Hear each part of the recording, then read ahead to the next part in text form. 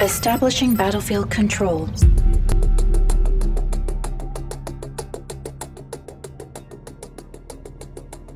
Everybody, this is Fabi. This is Tommy, also known as Cynthia. Sarah here. This is TK104. Ivy89 here. What's up, guys? And last but definitely not least, Yosh. And welcome to DevTalk 4. Yay! Amazing. So what are we going to talk about today? So we've got a lot of exciting topics today. First, we're going to be speaking about donations, and then super weapons, oh my god. And then epic vehicles, oh my god. And then, of course, graphics, visuals. And then we're going to end off with talking a little bit about Renegade X and some community initiatives that we are involved in. There's a lot to talk about, so let's get started. Okay. So, first of all, with regards to donations, I mean, as you all know, we've been working on Renegade X for 15 years. I'm going to say we've been working for millions of hours and have put a substantial amount of work and resources, blood, sweat, and tears, as they say, into this project. And many of you have asked over the last decade or more, how do we contribute to the project? How do we give money to the project? How do we contribute, donate, help out? And the answer for the longest time was, sorry guys, this is just a fan project. We can't accept any money or any contributions. However, there was an exciting announcement made by EA a few months back about CNC mods being able to accept donations. Now, of course, we're an independent game, so we had to reach out to Jim Vasella from EA to clarify if Renegade X is able to receive any donations. And the answer is yes. We will be able to receive donations from the community. So those of you who have been trying to throw cash at us for the last 15 years, it's almost time. So there will be a donate button that will be set up on the front page of our website. And we're just finalizing on how exactly the donation distribution is going to be set up, but it looks like the money will be spent on the project for the most part. As you know, we have server expenses, website expenses. We sometimes hire artists to create some work. So as you know, it's not easy to make a game of this caliber and of this quality. But hopefully in the near future, with your help, we could start seeing some really decent upgrades and some compensation for all the hard work. So we have some amazing super weapons that we really want to talk about. First of all, they are amazingly pretty and beautiful. And I mean, if you guys think the ion cannon from Black Dawn was good, just wait till you see what we have for Firestorm. Havoc, tell us more. Tell you more. Go ahead, Havoc. But I was going to ask, do we want to put footage of that?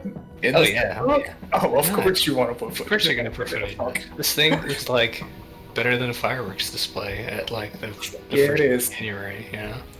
Yeah, so super weapons are, you know, in like every sort of Ren-inspired game, they've always been kind of eh.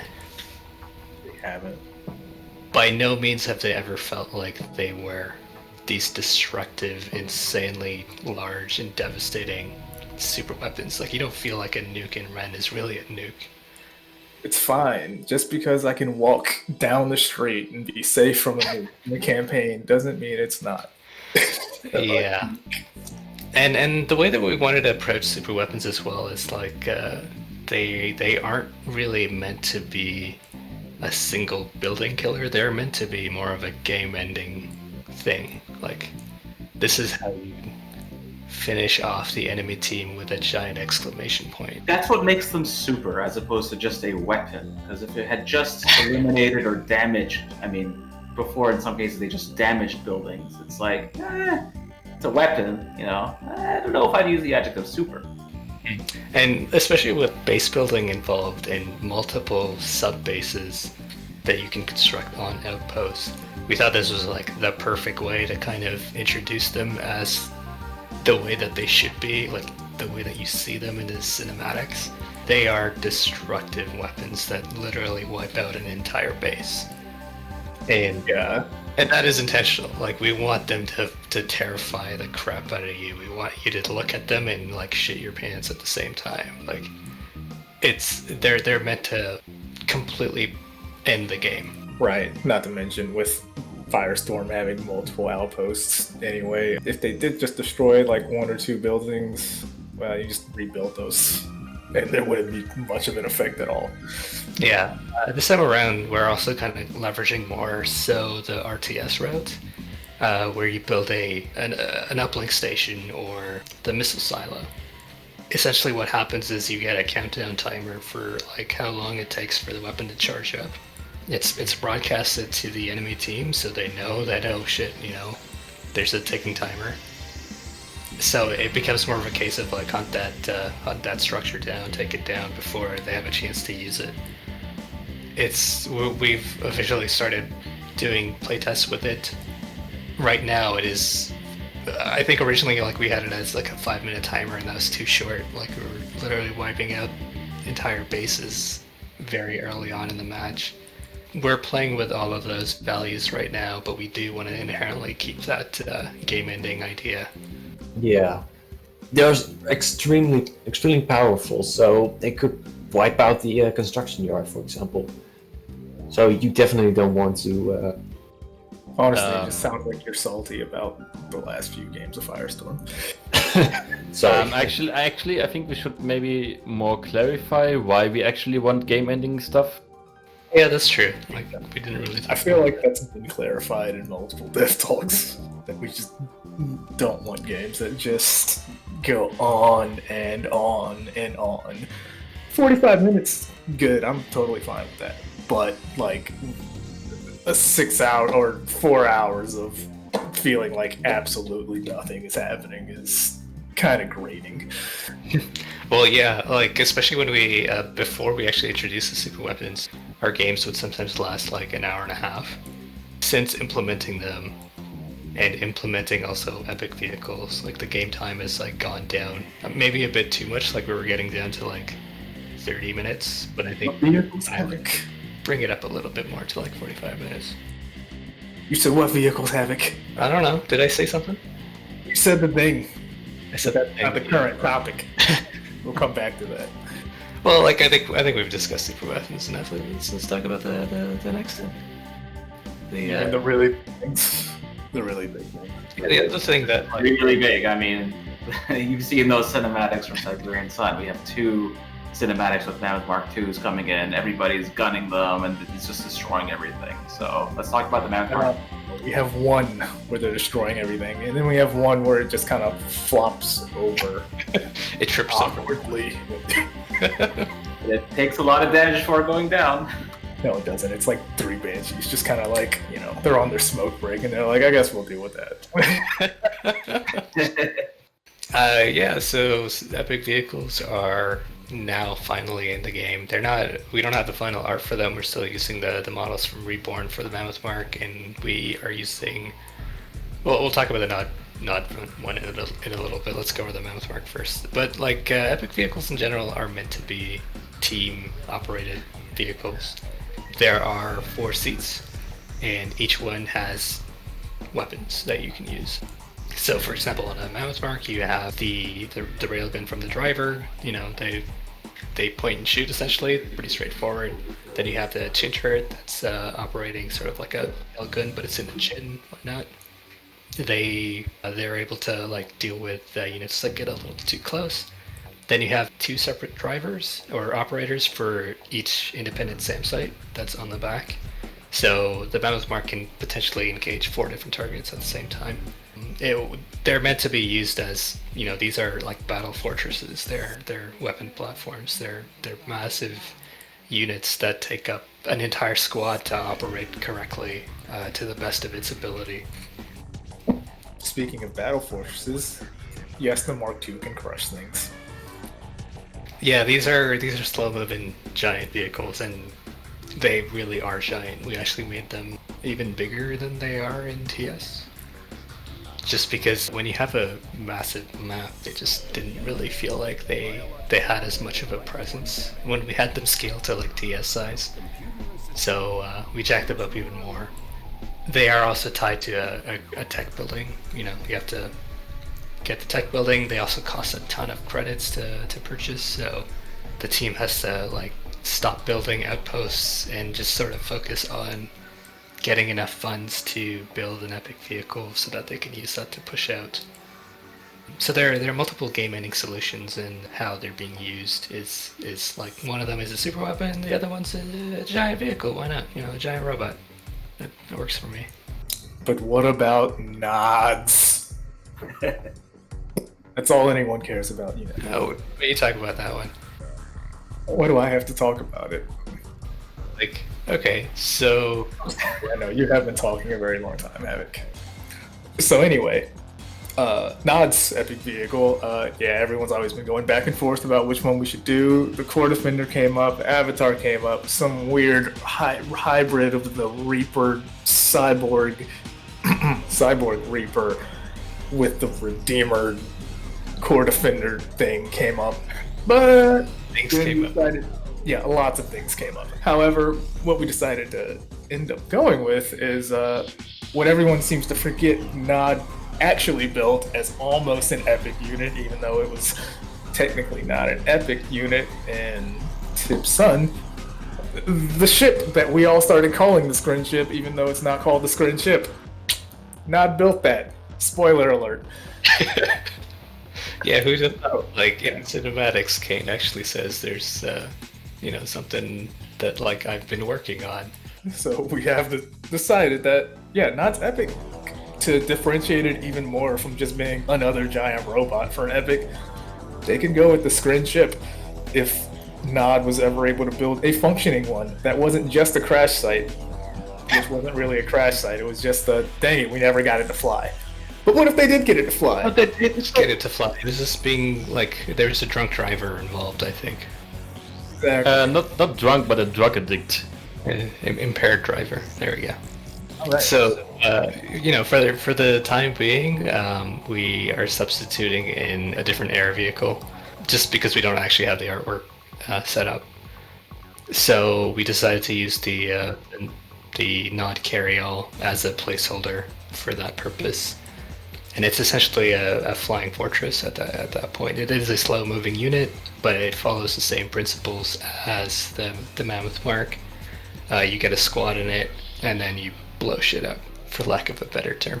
Why not the Core Defender? Why didn't we do the Core Defender for them? Yeah, that's actually a pretty good misconception as well. Is you know, just how the Scrin ship isn't actually called a Scrin ship. It's just that's what the community came up with.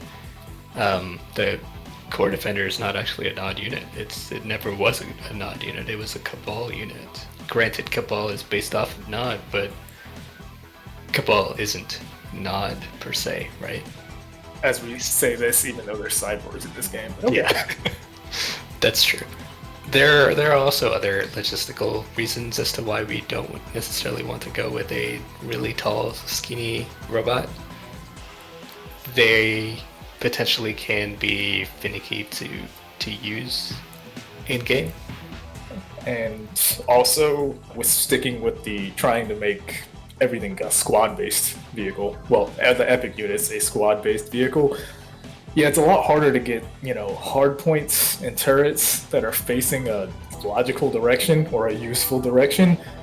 Stuck I mean, with, like, those shoulders. end up being like comical positions at best. Yeah, like thinking, so like the Redeemer could get away with it in Command & Conquer 3 with having like the shoulder-mounted things, but even if you look at like the flamethrower upgrade on the Redeemer, you see like they can't even get it to pivot because the flames would just be going through its shoulders 90% of the time, so they just let it shoot and say, yeah, it's definitely going in that direction. Yeah, kind of just... Not to mention like putting a thrower on the shoulder of a really tall unit. I don't know if that necessarily makes sense. Yeah, or even anything, because that's a lot of motion. So yeah, it made more sense to find something like the Mammoth, where the Mark II, yeah, it's technically got legs, but it's got 4 legs, so the chassis itself is pretty stable, and it's just a rectangle, so things can just be underneath it or on top of it, and their field of view isn't as limited, or their rotation definitely doesn't have to be as limited either. it also felt more, honestly, the game style, if we were to ever make it, it resembles more of a GDI unit than a Nod unit, in that not only is it a mech, but it's also a slow-moving, heavy power unit, which is not really Nod's fighting style. I guess. Yeah, like the gunship is definitely a lot faster at maneuvering. It can go over mountains and whatnot. All right, graphics, visual, clouds. Realize clouds, everybody. On a serious note, we want to make the game look and feel a lot more like Tiberian Sun. And one thing that is just slightly off topic is the soundtrack. Like, we've been working so hard on, like, we actually have a more expansive music library for this game than we did for Renegade X. It's looking a lot like Tiberian Sun. It's feeling like a lot like Tiberian Sun. It's sounding like it. Let's talk more about some of the effects and TS-like features that we have, Havoc. So, a lot of the maps currently, or previously, I know there were comments as well about like some of the maps not really looking like TS, and yeah, that we're aware of that. A lot of that is also due to we just don't have the assets set up yet for like all the TS like foliage and all the mutated wildlife and stuff like that. I'm not talking about AI stuff. I'm not talking about life forms. I'm talking about just the general sort of environment stuff. That's all going to get worked out. As we have more of that, we'll be able to substitute more Renex like environment assets into the levels. But we've also been, more on a higher level, trying to capture a bit more of the mood and visual aesthetic of TS. Where it is that gloomy, very thick atmosphere type of an environment. One thing we decided to kind of try out as well. This is originally started off as more of a gameplay idea. Is this a layer of cloud on every map that theoretically aircraft can use as a way to lose visibility. So we have this like thick layer of clouds on a map that we recently showed screenshots of Pharaoh. You could see how you get that like thick, dirty, sort of a really dusty wasteland type of a feel. That's something we haven't fully captured it yet, and we're still working towards pushing it even more so with like the new foliage and whatnot. But like that's a basic first step. Start to make it look more TS-like. We will, of course, have an emergency, more happy-looking map, just so that you don't send us your psychotherapist bills and sue us for depression, causing you depression. No promise. It's everything you give me. It's the end of the world. We're almost there, yeah. Yeah, at some point I'll make one of these maps. I don't know this for sure, but I don't believe every part of the world in TS lore was fully encased into. Not only is it visually going to start to look the same, we do want to make sure that all the maps have some kind of a distinct look. There will be, some areas that are I guess more like blue zones in CNC3. You know what you need for blue zones, Havoc? City assets. Yeah. I bet everyone thought that was a segue into city, but it's not this time.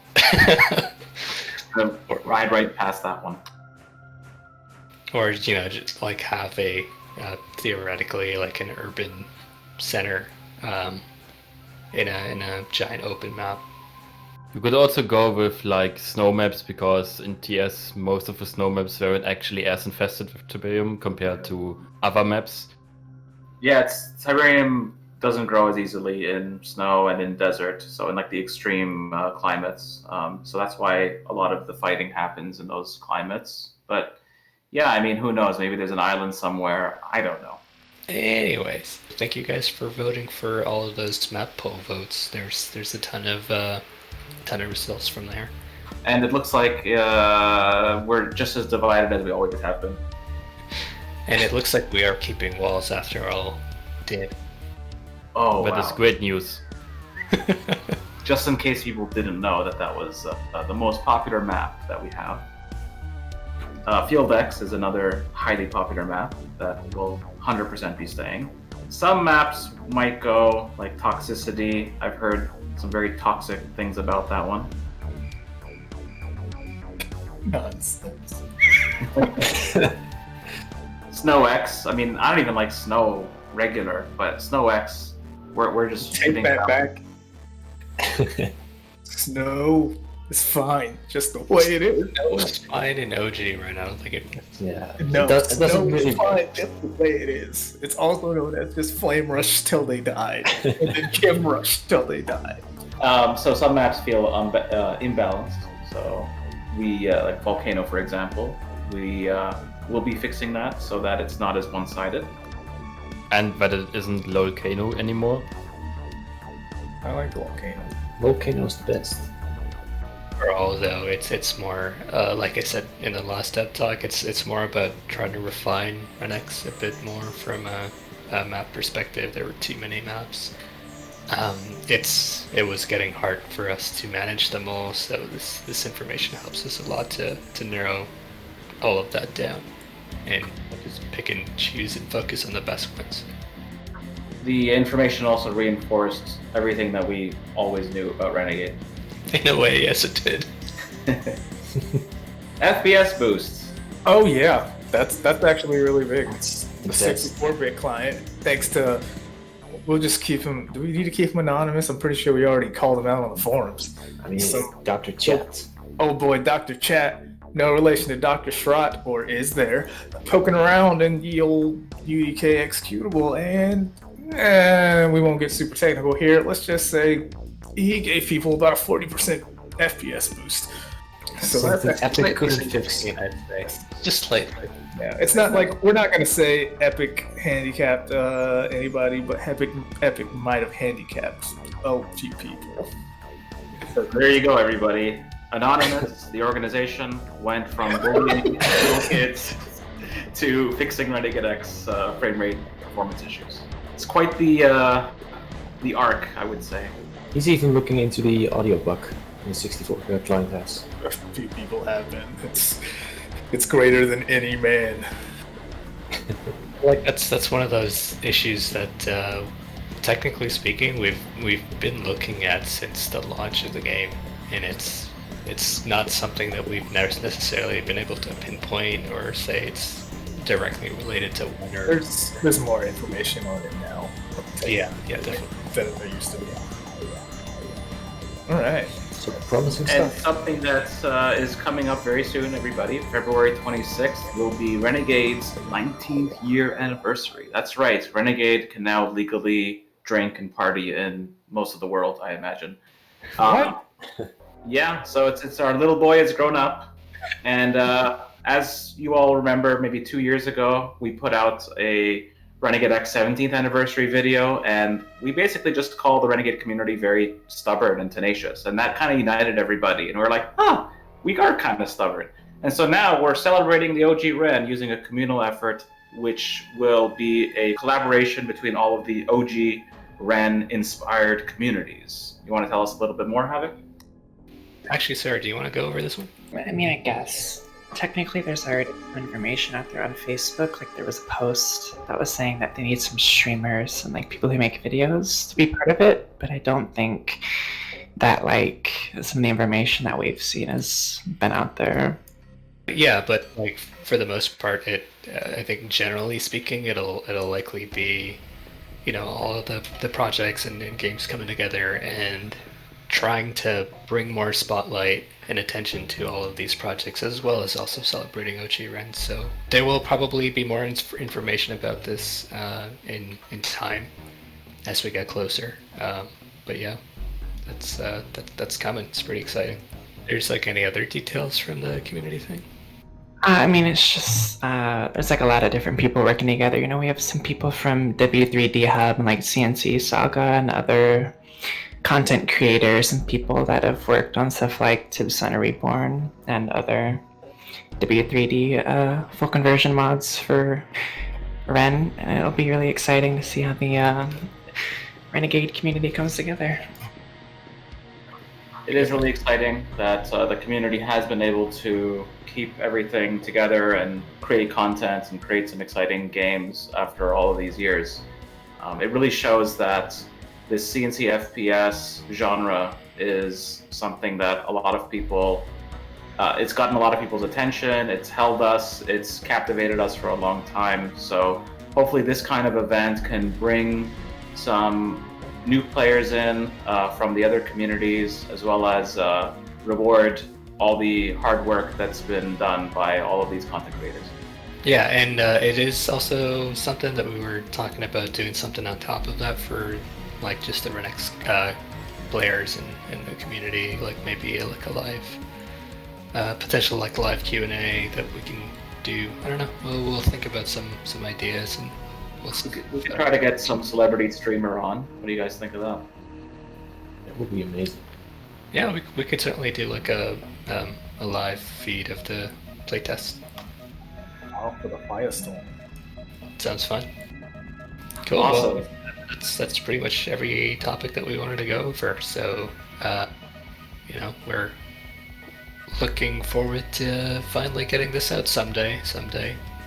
Be sure to keep up with our website, so we will be posting that donation information very soon. So please keep up with us. Renegade-x.com is our website. You can also follow us on Facebook, YouTube, and Twitter. And yeah, I mean, we'd love to see you guys in game. Definitely join us. It's a free game.